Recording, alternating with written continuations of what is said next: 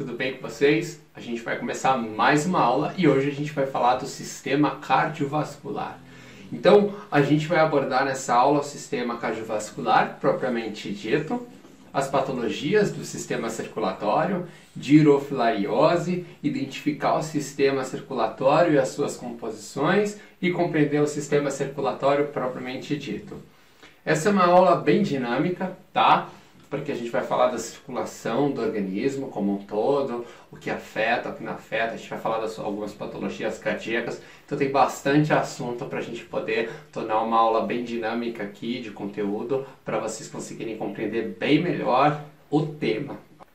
Então, sistema cardiovascular, sejam bem-vindos a todos a mais uma aula. Sistema cardiovascular.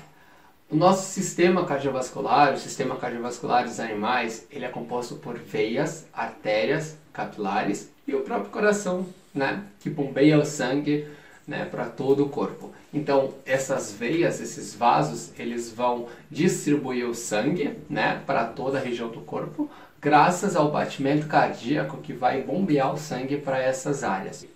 As veias são os vasos que trazem o sangue dos órgãos e dos tecidos para o coração. A artéria, vasos que levam o sangue do coração para os órgãos e tecidos. E os capilares são vasos finíssimos, onde ocorrem as trocas metabólicas entre o sangue e o tecido irrigado e conexão entre as menores veias e artérias do organismo. E já o coração, ele é a bomba que bombeia todo o sangue para o corpo todo. O coração, ele é dividido em 4 câmeras: átrio, direito e esquerdo, e ventrículo direito e esquerdo. A gente já vai desmistificar ele para tentar compreender a função de cada um deles, ok? A gente não pode deixar de citar aqui que o coração, fisiologicamente, ele se encontra entre o terceiro e o sexto espaço intercostal. Eu coloquei agora aqui na tela uma fotinha de um coração em que vocês estão vendo na área azul a artéria pulmonar. Ela também tem uma válvula que faz com que ela abra e feche para poder evitar que haja um refluxo sanguíneo. Tem a parte vermelha, tem o átrio e o ventrículo. Também a gente possui válvulas ali. Então esse é um esqueminha só para vocês compreenderem melhor que o coração, por mais complexo que possa parecer, ele não é um vilão. Ele é um órgão excepcional. Na outra tela, vocês vão ver um fluxograma, uma anatomia um pouco mais desenvolvida aí para vocês compreenderem o processo complexo cardíaco. Não precisa decorar os nomes, ramificações desses vasos, é só para vocês entenderem que as artérias, elas vão levar sangue oxigenado para o corpo todo e elas vão ser devolvidas pela troca de capilares, pelas veias, que vai desembocar de novo no coração para ele jogar para o pulmão e consecutivamente iniciar o ciclo. Ok? Então, eis uma pergunta. Por que o coração bate? Vamos ver juntos? O coração bate devido a um estímulo elétrico originado no marcapasso do coração, dando-nos o nome de nó sinoatrial. Esses estímulos elétricos causam a contração das fibras musculares do coração, levando ao batimento do mesmo. O animal em repouso, ele descarrega impulsos nervosos que faz essa resposta do nó sinoatrial. No cavalo, ele bate 15 vezes por minuto. Nos gatos, 200 vezes por minuto. No cachorro, de 60 a 160 vezes por minuto. E aí a gente tem uma dimensão que quanto maior é o animal, mais lenta é a descarga desse nó sinoatrial. Portanto, menor vai ser a frequência cardíaca. Já em repouso, a frequência cardíaca ela é irregular. Ou seja, ela aumenta na inspiração e vai diminuir na expiração. Isso é chamado de arritmia sinusal. Isso é fisiológico, não é uma patologia. A arritmia nos cães vai estar presente por causa dessa arritmia sinusal, ok? É normal e indica saúde se for acompanhada de movimentos de inspiração e expiração. Então, à medida que o animal inspira e expira, o coração responde baseado nessas dimensões aí do organismo, que faz com que essa arritmia sinusal ela seja positiva. Essas alterações não ocorrem durante a excitação ou em casos de doenças cardíacas. Então é bom identificar o que é normal para a gente poder compreender quando tem algo alterado. Frequência cardíaca é inversamente proporcional à pressão arterial. Se aumenta a pressão, diminui a frequência cardíaca. E se diminui a pressão arterial, consequentemente, aumentamos a frequência cardíaca.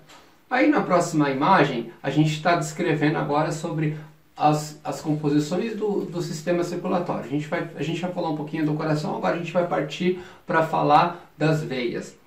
As veias conduzem o sangue dos órgãos e tecidos para o coração.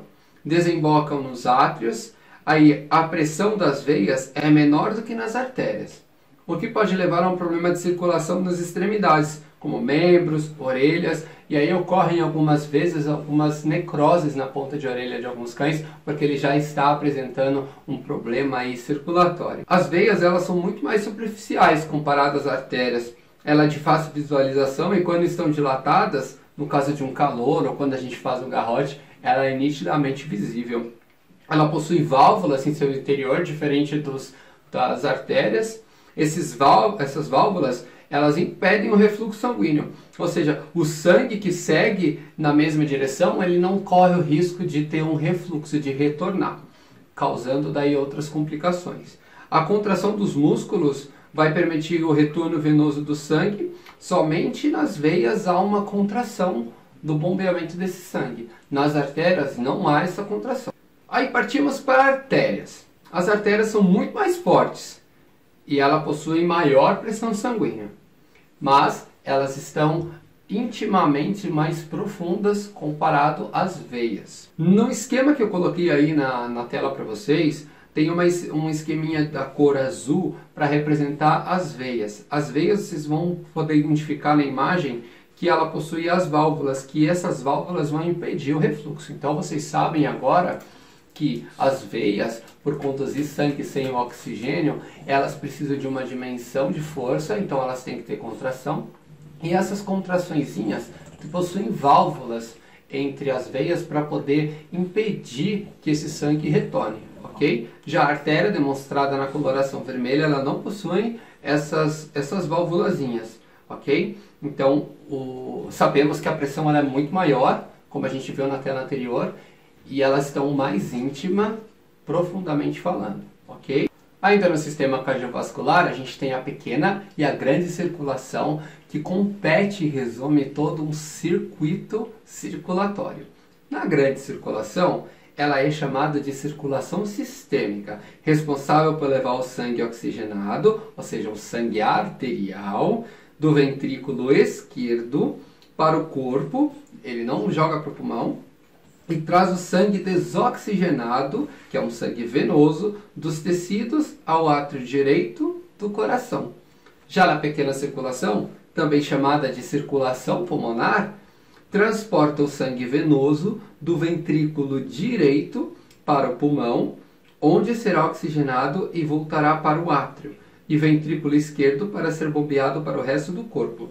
Esses dois circuitos funcionam sem cessar, incansavelmente, carregando sangue para o corpo, coração e por fim o pulmão. Aí na imagem vocês estão vendo as duas circulações representadas. A pequena circulação, a pequena ou a circulação pulmonar, e a grande circulação ou a circulação sistêmica. A gente consegue ver nessa outra tela o sangue com gás carbônico é enviado ao pulmão. No pulmão, ele é trocado pelas artérias quando recebe oxigênio através dos capilares. Os capilares são os microvasos. Esses capilares vão ser transfigurados de veia para artéria. Então, o sangue que estava na veia, que sofreu oxigenação, ele entra na porção arterial, no seu círculo arterial. E aí o sangue com oxigênio vai para o coração, aí ele desemboca na artéria aorta e joga para o corpo todo. No corpo todo, o sangue oxigenado é distribuído para todos os órgãos e depois disso ele é carreado de novo para ser oxigenado novamente. Por isso que a gente fala de circulação sistêmica ou grande circulação. Aí a gente entendeu a parte da fisiologia do coração. O que nós temos que resumir nesse primeiro momento? Que por ser um órgão complexo, né, pois ele é uma bomba que faz com que há um problema de pressão aí, a parte fisiológica da pressão, e ela regula a dimensão desse caminho e desse percorrer sanguíneo. Então o sangue que não tem oxigênio, ele está dentro dos vasos, ele já é jogado ou é conduzido até o pulmão, e lá no pulmão ele vai ser oxigenado pelos capilares, ele vai sofrer uma troca de veia para a artéria, e da artéria ele é enviado de novo para o coração bombear para o sangue e para o organismo como um todo. Bom, aqui a gente dá uma pausa. Se vocês considerarem que já entenderam um pouco da parte fisiológica aí do sistema circulatório, vocês continuam aí com a aula. Caso contrário, eu sugiro que você volte o vídeo, entenda de novo, associa esse vídeo com a apostila e mais os papers que eu estou colocando no momento do vídeo, mas acompanha aí porque vocês têm acesso para vocês compreenderem melhor a parte normal de como funciona o organismo, para quando eu entrar agora na parte de patologias, vocês compreenderem que um problema pode danificar todo um sistema, ok? Então, se você não está preparado, volta ao vídeo, estuda de novo, acompanha com a apostila e com os papers, e daí a partir disso, se você estiver preparado, continua o play no vídeo, ok? Vamos então partir para as patologias do sistema circulatório. Nos cães, são os animais mais frequentes a desenvolver as patologias do sistema circulatório. Existe um processo como a degeneração ou envelhecimento do animal, que daí faz com que o coração esteja um pouquinho mais fraco para poder bombear e trabalhar de forma normal, ok? É chamado então, quando na parte degenerativa, endocardiose ou doença valvular crônica. Os cães são mais propensos que os gatos, embora os gatos tenham problema cardiovascular, mas os cães são mais propensos. O fator idade é o fator determinante para a gente poder identificar algumas doenças cardíacas. Ou seja, quanto mais idoso o animal, mais frágil torna-se o coração. Nos gatos, eles desenvolvem doença de evolução silenciosa, como a cardiomiopatia hipertrófica, influenciada também pela idade. Só apresenta sinal em casos muito graves ou evoluídos. Daí é um pouco complicado, porque se a gente identifica um problema muito tardio, o processo de tratamento ou cura, ele também torna-se longo. Aí a gente vai partir para os fatores que predispõem o problema cardiovascular. A idade, como eu já disse, os processos degenerativos cardíacos. Então, quanto mais velho, mais frágil e predisposto se torna o animal. Por uma doença cardíaca adquirida. Pode acometer os animais jovens, por uma doença cardíaca congênita. Aí a gente tem como uma citação a tetralogia de Fallot. Quem tiver curiosidade pode dar uma pesquisada nessa síndrome para poder identificar melhor aí como é que faz. Senão a gente vai se aprofundar demais nessas coisas no vídeo, a gente não vai conseguir terminar o módulo, ok? Nos idosos pode apresentar doenças nas válvulas e no músculo cardíaco. Aí a gente chama de endocardiose ou cardiomiopatia, levando a uma insuficiência cardíaca, a incapacidade do coração de bombear o sangue para todo o resto do corpo. Aí vocês têm que imaginar, estudamos o lado normal, a via normal e natural do organismo, do sistema circulatório. A gente sabe que ele leva oxigênio para todo o corpo, ok? Para todos os órgãos. Então, numa falta dessa pressão, desse batimento cardíaco, dessa força cardíaca, você não consegue imaginar como a compensação dos outros órgãos vão estar prejudicados. Então, é um processo bem trabalhoso, problemático para o animal, mas que a gente tem que ficar atento, fazendo uma boa anamnese, uns bons exames, para a gente chegar no denominador final e conseguir desmistificar, fazer com que o animal tenha uma vida saudável novamente. A fisiologia do cão. Acompanhe aí na tela comigo. Cães de grande porte têm miopredisposição, ou seja, uma predisposição cardíaca ou muscular, devido à sua massa corpórea estar muito grande. O coração tem que trabalhar mais, bombear mais sangue. Portanto, menor tempo de vida.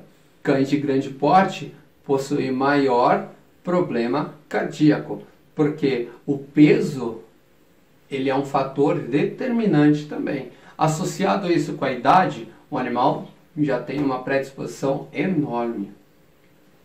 Continuando ainda nos fatores predisponentes. Acompanhe na tela comigo. Machos são mais predispostos que fêmea.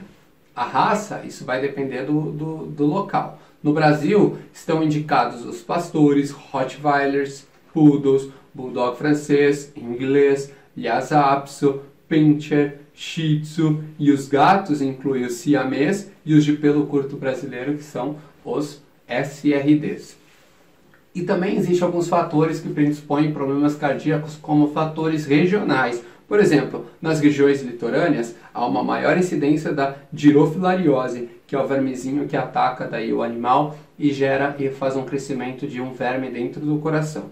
Na região de mata, tem uma maior incidência de doença de Chagas, que são parasitoses que afetam o coração e o sistema cardiovascular. Por isso que é importante a gente lembrar do nosso primeiro módulo, que nós falamos sobre estudo da epidemiologia dos casos. Saber onde você está indo morar, onde você está indo trabalhar, faz com que você tenha que analisar um pouco da redondeza para saber quais são as doenças mais predispostas que ocorrem nessa área. Porque existem algumas doenças raras, por exemplo, no Paraná, que em Santa Catarina a incidência é muito grande. E a gente que não está tão habituado aqui nessa região acaba passando a despercebida certos diagnósticos. Agora que a gente já compreendeu o grande sistema cardiovascular, vamos falar de alguns sinais clínicos que o animal apresenta para a gente poder identificar que há alguma alteração cardiovascular.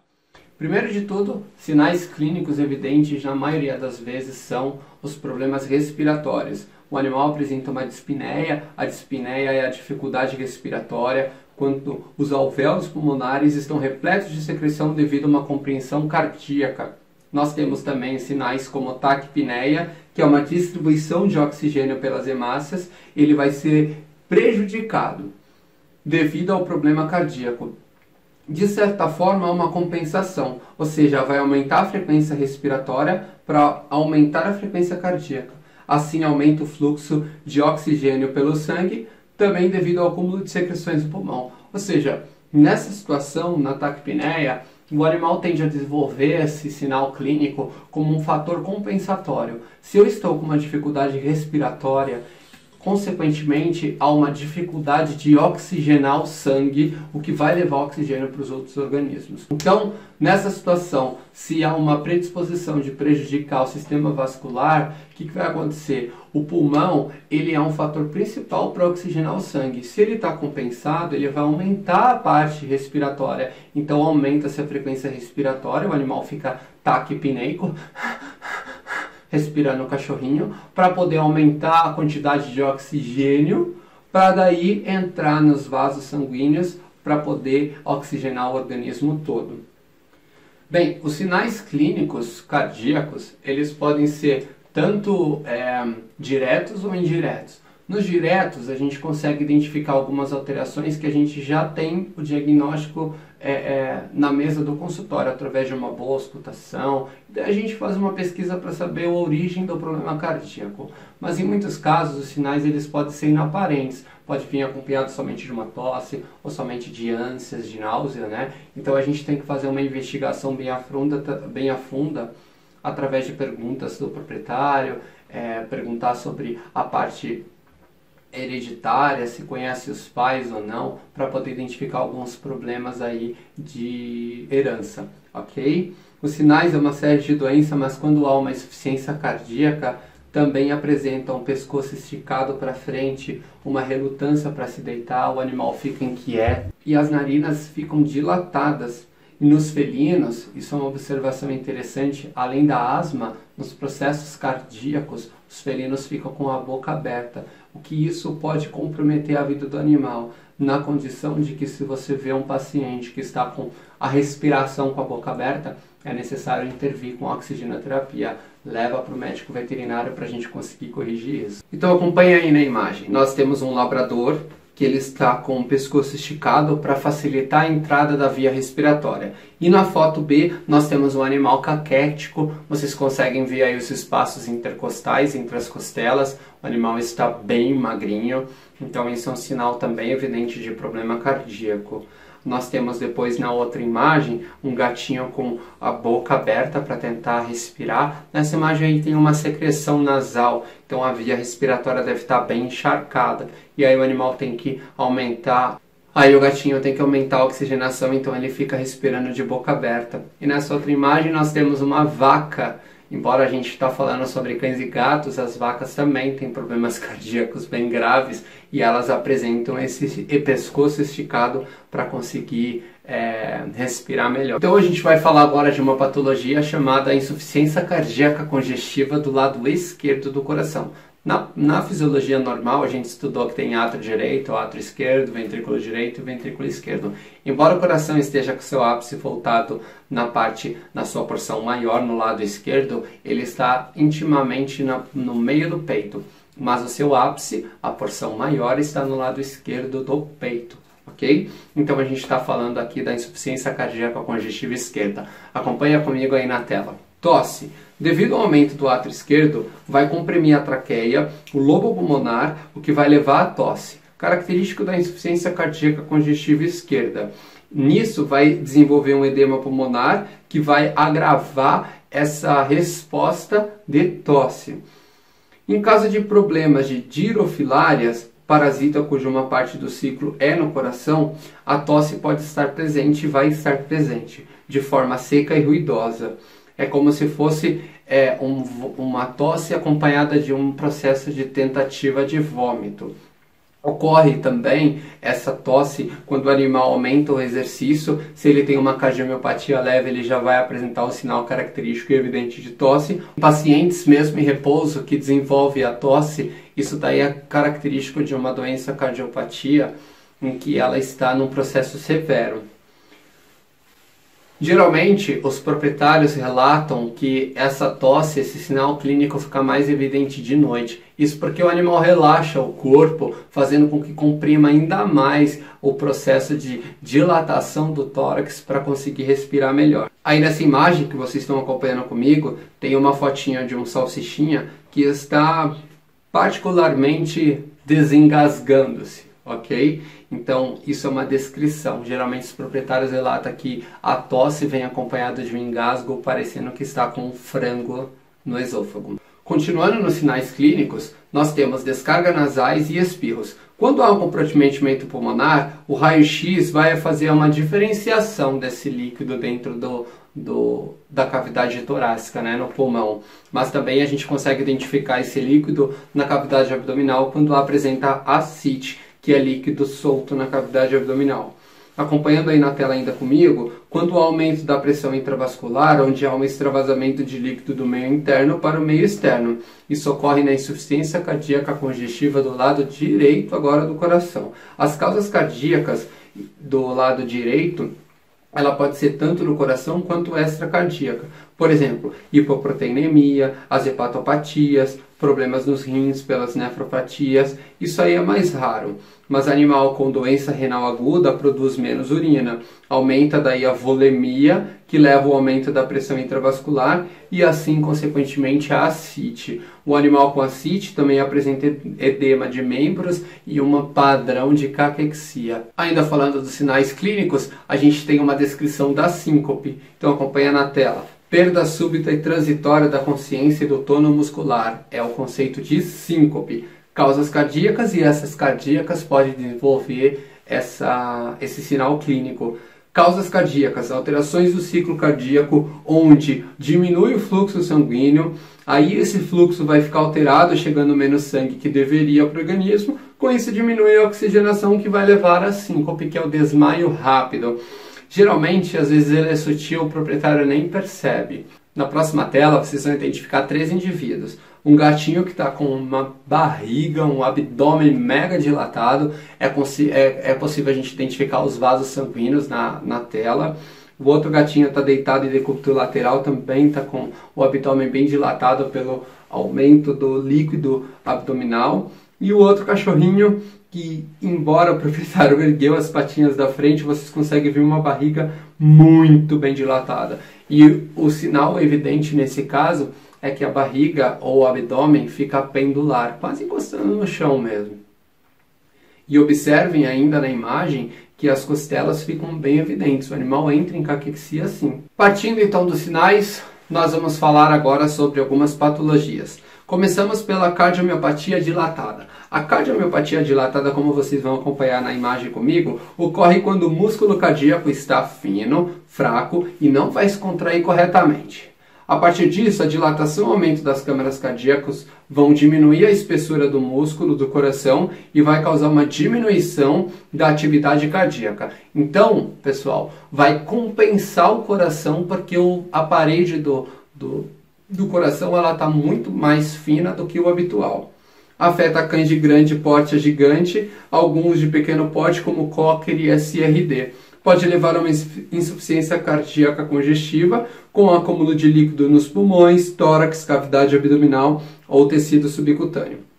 Ocorre uma redução do fluxo sanguíneo para os tecidos e órgãos, e o prognóstico, neste caso, ele é reservado a ruim, dependendo também da gravidade que os animais vão responder ao tratamento. Aí vocês estão acompanhando a tela da imagenzinha de um coração com cardiomiopatia dilatada. Vocês conseguem ver no ventrículo esquerdo ali a parede, além de fina, a câmera, né, o espaço ou a luz cardíaca está bem dilatada.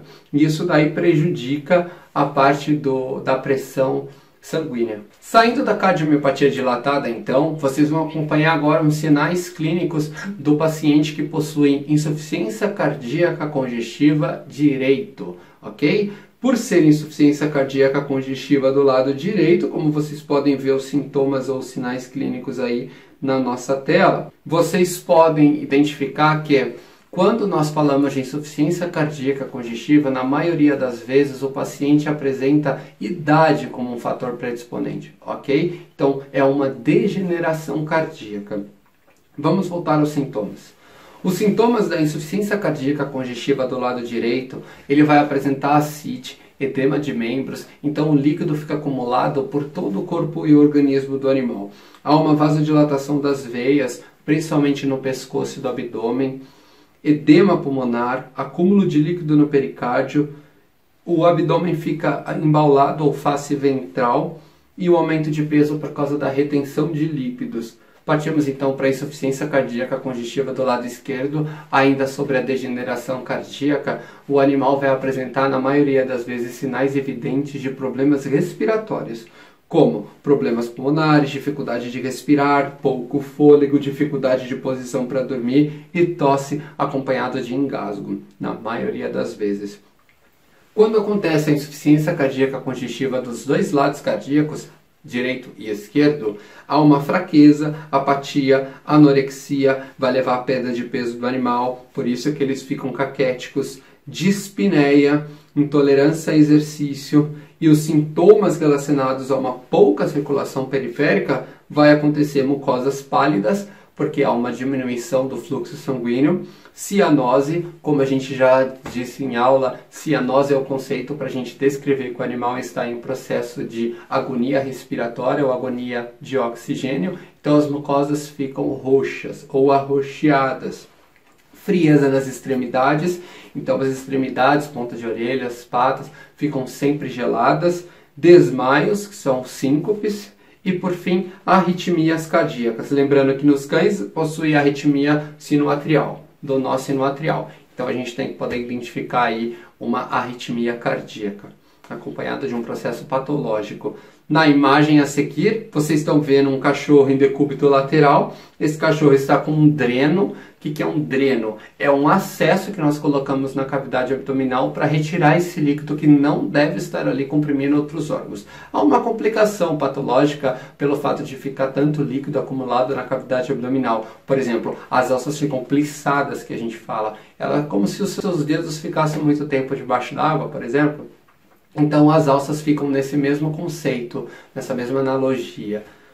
Na outra imagem vocês conseguem identificar um paciente que a gente está tendo uma visão dorsal dele para poder ver o score corporal. Nós identificamos se o animal está em magreza, sobrepeso, olhando o animal de cima para baixo. Ok? Esse animal está demonstrando uma caquexia bem avançada, porque a gente consegue identificar aí os espaços intercostais, o abdômen está bem dilatado. Saindo um pouco então das patologias, a gente vai partir para o diagnóstico. Como que nós chegamos para identificar o processo de sistema circulatório comprometido. Para a gente diagnosticar os problemas patológicos, a gente tem que associar a anamnese no consultório, o exame clínico no consultório e ainda associar com exames de imagem. Então nós precisamos do laboratório para poder identificar e chegar na conclusão do problema cardíaco, se ele está instalado ou não. Não podemos esquecer dos fatores que predispõem ao paciente a ser cardiopata, né? A gente tem que lembrar da alimentação, o que o animal tem comido, o que não come. O fator caquexia tem que estar analisado para a gente ver se realmente o animal está perdendo peso de forma gradual ou muito abrupta. E aí a gente parte para alguns exames complementares como radiografia. A radiografia, nós vamos retirar ela na parte de porção abdominal e também torácica. Por quê? Na abdominal, para a gente identificar se já está ocorrendo um processo de ascite. E na região torácica, para a gente ver o tamanho do coração. Lembrando que a posição natural do coração deve estar entre a sexta e a terceira costela. Nas regiões litorâneas, nós temos uma incidência de girofilariose. Nós temos que lembrar também que a epidemiologia nas regiões, ela deve ser estudada para a gente poder compreender as patologias da região, para a gente não deixar passar nada a despercebido. Partindo do raio-x, nós temos a ecografia ou ecodoppler, para a gente poder identificar aí através de ondas sonoras, a projeção de uma imagem do coração batendo. A gente consegue ver em tempo real o batimento cardíaco, cálculos do tamanho do espessamento da parede cardíaca, para a gente ver se ele está entrando com uma cardiomiopatia hipertrófica, ou se é uma insuficiência cardíaca, ou se é uma endocardite bacteriana. Vejam, se for endocardite bacteriana, nós vemos um novelinho de algodão na válvula tricúspide mitral ali do coração. Então a gente consegue identificar alguns fatores com auxílio diagnóstico da ultrassonografia. Na próxima imagem vocês vão identificar aí uma radiografia e um ecodoppler. A radiografia vocês conseguem identificar que o coração está bem dilatado. Eu costumo chamar isso de coração globoso, ok? E na ultrassonografia vocês vão identificar duas cores, o vermelho e o azul. O vermelho e o azul são representados pelo fluxo sanguíneo. É sangue que vai e sangue que vem. Então, sangue arterial e sangue venoso, se tem ou não oxigênio. Se vocês identificarem um mosaico, o que é um mosaico? Aí na imagem vocês estão conseguindo ver. O mosaico ele é apresentado pela mistura das duas cores no mesmo quadrante. Ali vocês estão conseguindo identificar o mosaico está presente na válvula, o que demonstra para a gente que o animal com certeza tem um sopro cardíaco. Aí ele é cardiopata. O diagnóstico se dá também pelo monitoramento, principalmente dos cães grandes. Evitar a reprodução desses animais, então é importante esses cães não mais fazerem filhotes para evitar que há doenças hereditárias. E o paciente precisa ter visitas periódicas no consultório ou com um médico veterinário de sua preferência. Na insuficiência cardíaca congestiva, o processo é lento, onde o coração vai perdendo a sua capacidade de bombear sangue para todo o corpo de forma adequada. Com isso, os órgãos ficam prejudicados e também começam a parar de funcionar.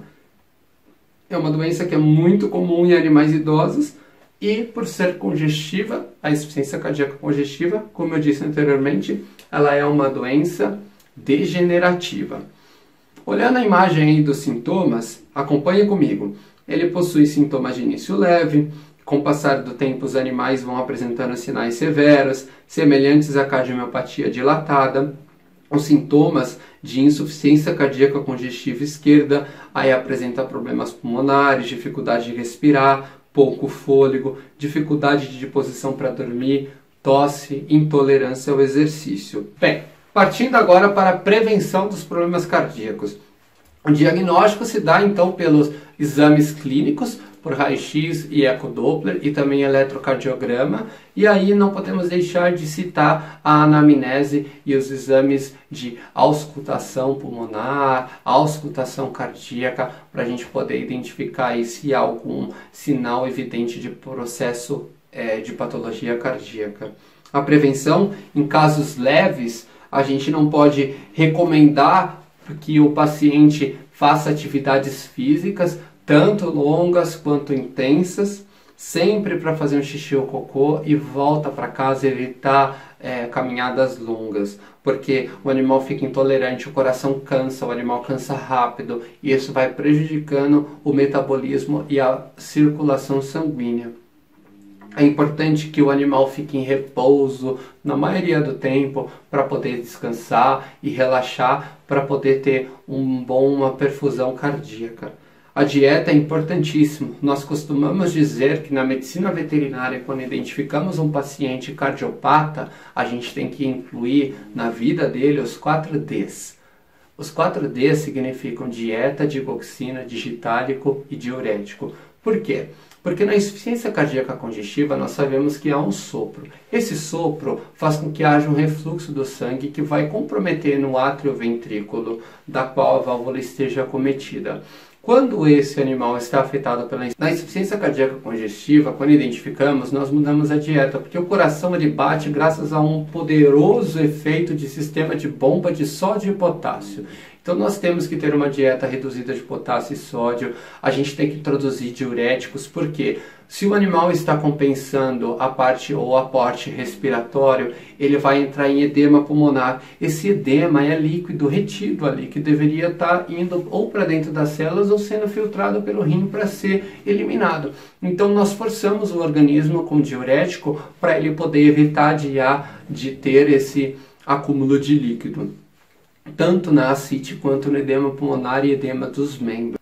E já o digitálico, digoxina, ou agora a gente usa muito o pimobendan, são medicamentos que daí a gente tem que fazer controle, pesar o animal, fazer o cálculo para conseguir desenvolver um bom aporte terapêutico. Partimos então para a dirofilariose. A dirofilariose, como todos sabem, é um vermezinho do coração. É uma doença parasitária grave de potencial fatal, causada por um parasita redondo, um nematóide, chamado de Dirofilariamites.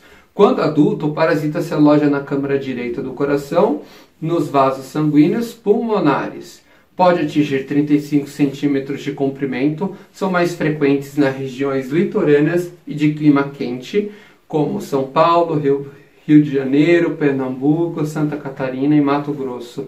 Cães e gatos não estão livres dessa doença. Nessa imagem vocês estão vendo um coração repleto desse nematóide, desse verme do coração.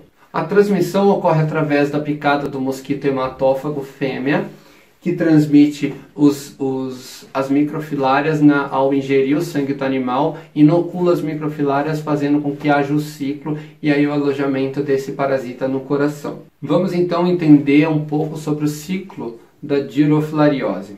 Acompanhem comigo. Mosquito fêmea do gênero Aedes, Culex e Anopheles ingere as microfilárias de animais contaminados quando se alimentam. No mosquito, essas larvas se desenvolvem de 10 a 14 dias e tornam-se infectantes. Quando o mosquito se alimenta em outro animal, essa larva infectante penetra pela pele e migra para o coração, onde se transforma na larva adulta.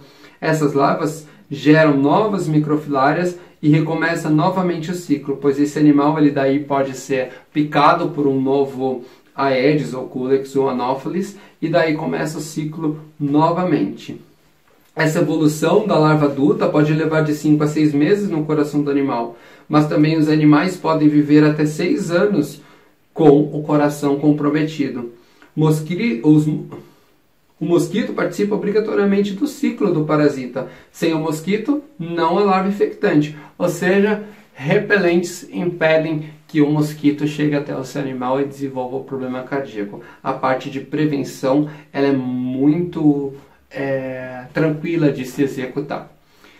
Sintomas. Só causa sintomas em estágios avançados da doença. Nesse caso, quando já está avançado, é difícil a gente intervir clinicamente falando ou medicamentosamente falando. Então, quando a gente identifica, o prognóstico já é de ruim a reservado. Vamos acompanhar com a gente. Muitas vezes, quando se manifesta, os sinais já estão em lesões irreversíveis. Low battery, please recharge. Mas o animal apresenta tosse, síncope, cansaço exagerado durante os exercícios, apatia, perda de peso e dificuldades respiratórias.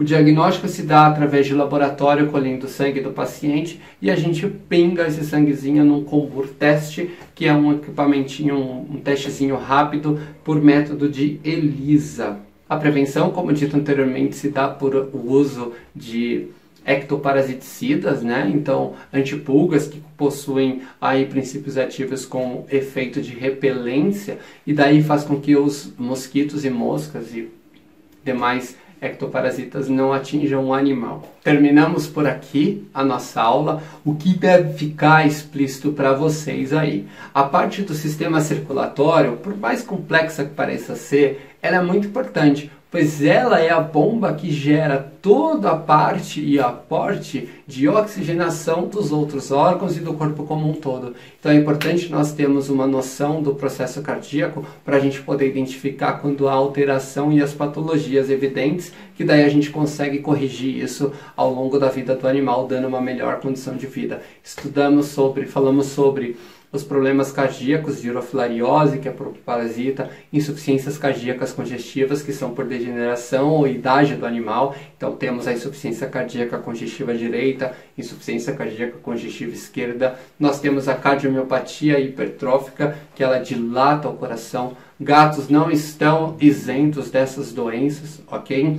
Também temos uma doença chamada de endocardite bacteriana, que nada mais é do que o alojamento de bactérias na válvula, que faz com que aumenta daí o sopro cardíaco e consequentemente gera insuficiência cardíaca estando do lado direito ou lado esquerdo, afetando aí os seus órgãos vizinhos. Se for do lado direito, o edema e os comprometimentos geralmente são generalizados, ou seja, sistêmicos. Se for no lado esquerdo, os problemas eles estão desenvolvidos no aporte respiratório, como os edemas pulmonares, como nós falamos anteriormente. Então, pessoal, ficamos hoje por aqui, terminamos mais uma aula. Espero que vocês estejam cheios de alívio por ter terminado mais essa aula. Ela é muito gostosa e eu tenho um carinho muito grande pela parte de cardiopatias, né? Então, espero que vocês tenham gostado de mais essa aula. Vamos agora clarificar um pouco a mente, voltar a estudar, volta para rever o vídeo, pega a apostila, pega os papers, dá uma lida nisso tudo, faz um resumo para a gente conseguir ir para a nossa próxima aula, tá bom? Fico hoje por aqui, até a próxima. Bons estudos para todos vocês. Tchau!